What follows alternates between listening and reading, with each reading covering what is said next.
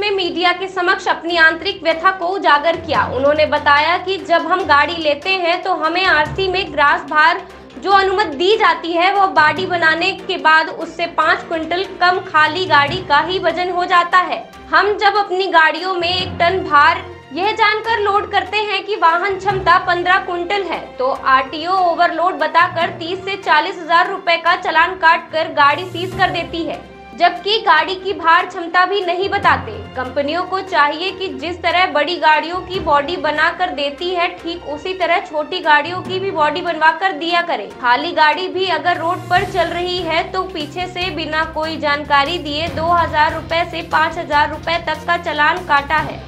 बड़ी गाड़ियों की अपेक्षा छोटी गाड़ियों की आमदनी कम होती है। बार बार लंबी चालान कटाने से गाड़ियों की किस्तें, ड्राइवर की तनख्वाह और मेंटेनेंस ही नहीं निकल पाता है। चालान भरने की क्षमता भी जवाब दे देती है। इस समय केवल परिवार पालन कठिन हो जाता है। अगर इस ओर ध्यान सरकार ने नहीं दिया तो घेराव करके विरोध किया जाएगा। फिर भी नहीं माना तो आत्महत्या ही रास्ता बचेगा। भाइयों का जो भी हमारी समस्या को लेकर के आप समय दिया है उसमें सभी का मैं आभार प्रकट करता हूं। इनको लेकर के सब आपके सामने रखने के लिए अधिकारियों और विभाग को, संबंधित विभाग को पहुंचाने के लिए आप पेश हुए हैं। सबसे बड़ी समस्या तो बिना बॉडी के बाहर क्षमता पासिंग दे दी जाती है। जब उसकी हम बॉडी बनवाते हैं, बॉडी बनवाने के बाद जब हम खाली गाड़ी का वेट करते हैं तो टोटल जो आरसी पे ग्रॉस वेट दिया जाता है उस वेट के आधार पे हमारी गाड़ी जब मार्केट में रोड पर निकलते हैं तो रोड का किया जाता है, गाड़ी सीज कर दी जाती है, ड्राइवर भाई का लाइसेंस निरस्त कर दिया जाता है। यदि इस प्रकार से हमारे चालान 3 महीने 4 महीने तक होते रहे तो ये हमारी आत्महत्या की नौबत पैदा करेगा करने के लिए।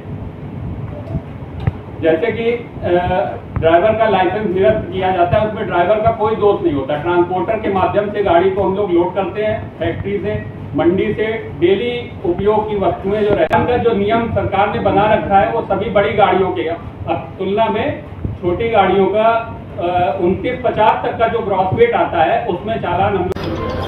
क्या नाम है आपका सर? मेरा नाम राजीव जायसवाल है। किस मामले में आज ये प्रेस कॉन्फ्रेंस?